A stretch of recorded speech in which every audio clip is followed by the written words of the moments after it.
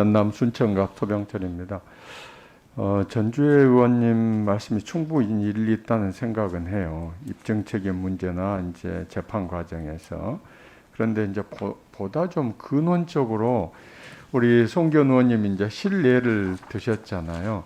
대부분의 경우에는 대기업과 중소기업 간의 분쟁이지 않습니까, 장관님? 조금 이게 별개 이야기인데요. 구글과 네이버는 요새 이제 그 부분은 많이 좋아졌다고 해요. 2001년부터 14년까지 구글이 M&A 한 것을 보면은 159개 기업을 M&A 했어요. 그런데 우리는 네이버는 2010년부터 13년 사이에 보면 기업 7개 인수했습니다.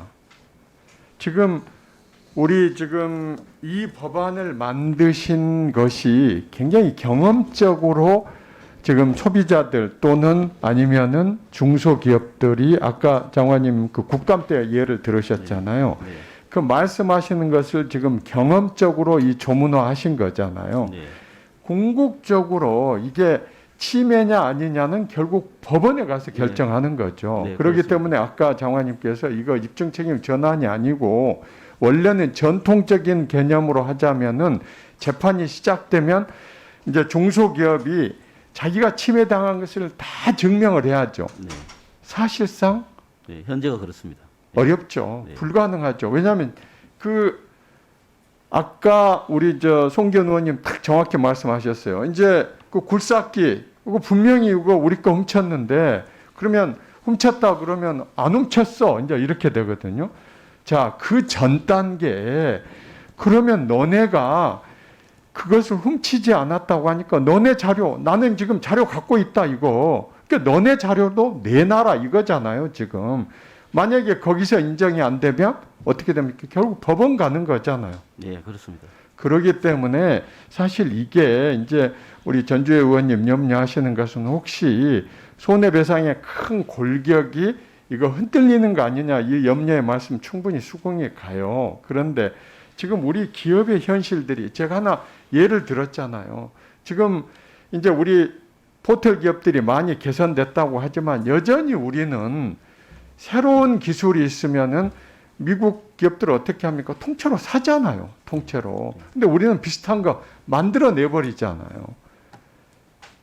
그래서 지금 이 법안을 만드신 취지가 법원에서 궁극적으로 손해배상 책임을 판단하는 것을 뒤집어 버리는 것이 아니고 그 전 단계의 중소기업들을 보호해주기 위해서 중소기업들에게 무기를 좀 주는 거 아닙니까, 이게. 용이하게. 그래서 아까 우리 장관님이 입증 책임을 전환하는 건 아닙니다. 이거 완화하는 겁니다.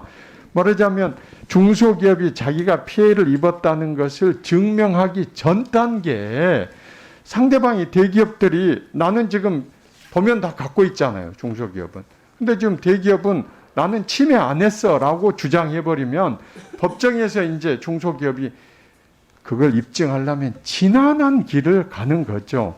그 전 단계에 그래 그러면은 니네 갖고 있는 도면이 뭔데 이렇게 해서 우리 중소기업 현처기업부가 지금 관여를 하는 조항들이 연이어서 뒤에 지금 만들어 나오셨던 거잖아요. 네, 그렇습니다. 그렇죠? 네, 그렇습니다. 네, 이상입니다. 네. 죄송합니다. 조금만 말씀 올리겠습니다.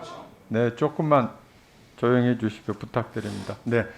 네, 장관님. 전남 순천 광양 곡성 구례갑 지역구 국회의원입니다. 제가 지역구를 굳이 말씀드린 이유가 있습니다.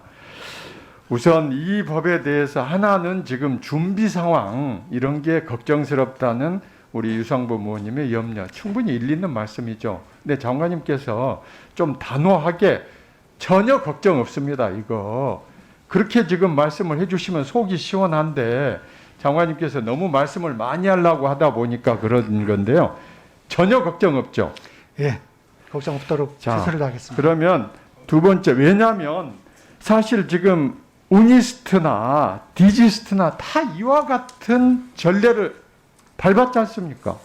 법 제정하고 지금 부분 착공해서 임시 사용 승인하고 과거에 지금 특성화 대학들 다 그렇게 했잖아요. 뭐 그런 사례가 있습니다. 네, 전례가 있기 때문에 지금 해필 전라도에 있는 것만 특혜를 주는 게 아니다. 지금 영남에 있는 두 개의 대학도 다 그렇게 했다. 그 간명하게 말씀하실 수 있는 거죠.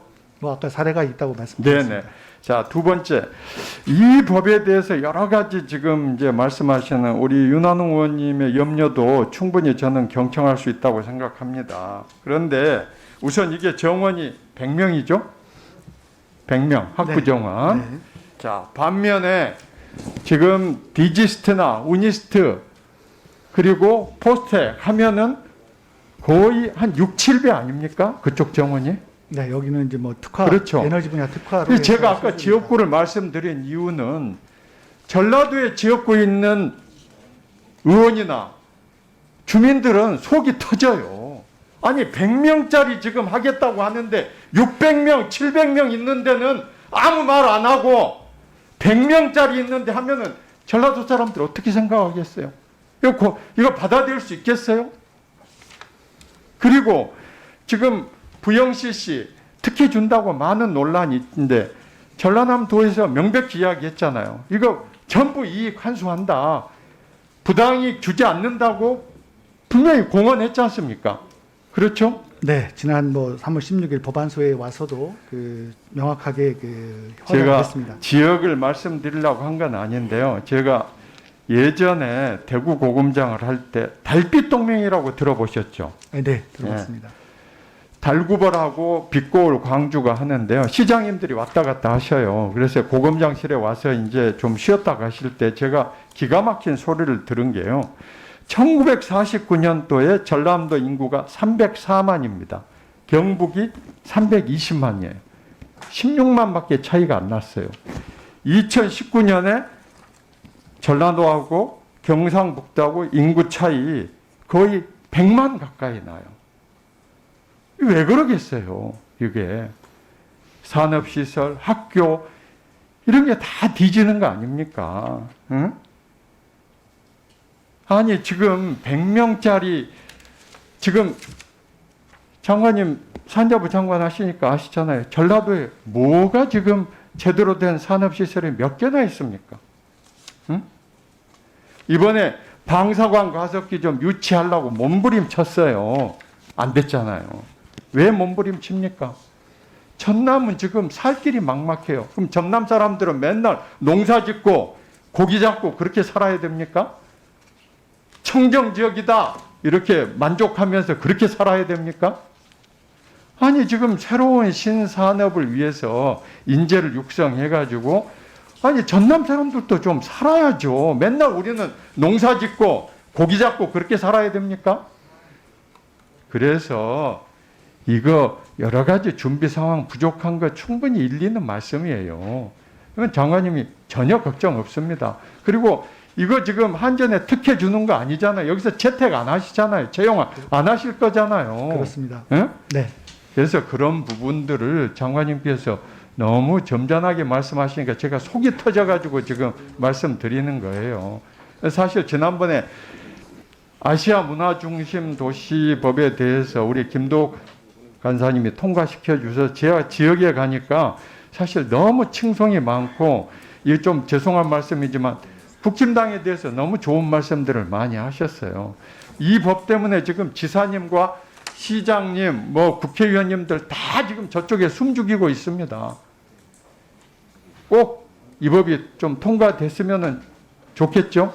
그럼 저희들이 꼭 통과해서 우리가 에너지 그 산업 발전에 기여할 수 있도록 운영하도록 최선을 다하겠습니다. 네, 전남 순천갑 소병철입니다. 지금 의원님들 그 말씀하시는 염려가 다 일리가 있는 말씀이고요.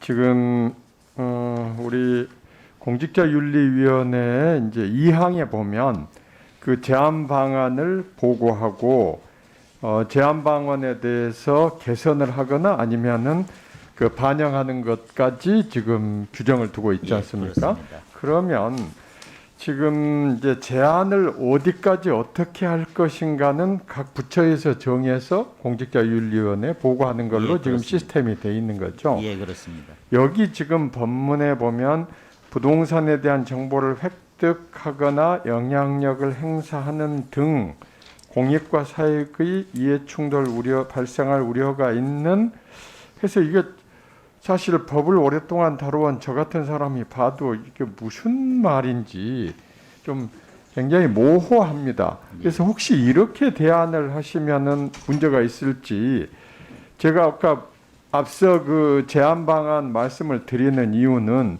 이제 제안 방안에서 어떤 경우에는 소유권 취득 자체를 막는 경우도 있을 거고 어떤 경우에는 심사를 받도록 정하는 경우도 있을 거고 지금 그런 것을 다 예상하고 계시는 거죠. 예, 예, 예. 네, 그렇다면은 부동산에 대한 정보 획득과 관련 있는 업무를 수행한다고 인정되는 이렇게 그냥 간명하게 하시면은 무슨 문제가 있을까요?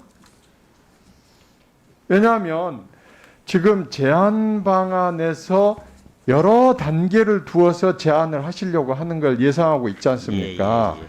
그런데 굳이 지금 공익과 사익, 사실 이 공익과 사익은 이 공익과 사익이라는 용어 자체도 한계가 모호할 뿐만 아니라 이해 충돌이 발생할 우려 이것도 또 굉장히 모호한 말이에요. 예, 예, 예. 그래서 제안 방안을 굉장히 지금 광범위하게 설정을 예상하고 계시지 않습니까? 예, 그렇습니다. 그렇다면 일응의 기준점으로 부동산에 대한 정보 획득과 관련 있는 업무를 수행한다고 인정되는 장들은 제한 방안을 여러 가지로 이제 둘 수 있는 거죠. 지금 너무 그 제한 방안에 대한 것을 설명하려고 하다 보니까 애매모호한 해석이 굉장히 어려운 지금 법문이 나왔어요. 근데 사실은 어떻게 보면 이 제한 방안도 너무 광범위한 문제가 있어요, 사실. 그런데도 불구하고 지금 국민들이 워낙 공직자나 공무원들의 부동산 취득에 대해서 비난하고 있기 때문에 헌법상의 재산권 제한에 대한 원리를 우리가 존중해서 이 법을 만들려고 하시는 거 아닙니까? 예, 예. 그런데 제한 방안을 광범위하게 여러 단계로 설정을 할 거라고 한다면은 큰 기준으로 부동산에 대한 정보 획득과 관련 있는 업무를 취급하는 장들은 제한할 수 있다. 이렇게 간명하게 하시면은 과연 무슨 문제가 있을지 어떻습니까? 이렇게 굉장히 좋은 의견이신 것 같고요. 그 부동산에 대한 정보 획득과 관련 있는 업무를 수행한다고 인정되는 부서 이 정도로 좀 네. 문맥을 다듬어서 그렇게 네네. 하시면 어떨까 생각이 듭니다. 네네. 예. 그래서 한번 그 네네. 잠깐 네. 그 전문위원하고 실무자들 좀 의논해서 전문 정리해 주시고 이제 네네. 그렇게 진행하면 예, 그렇게 주문 정리를 하도록 하겠습니다.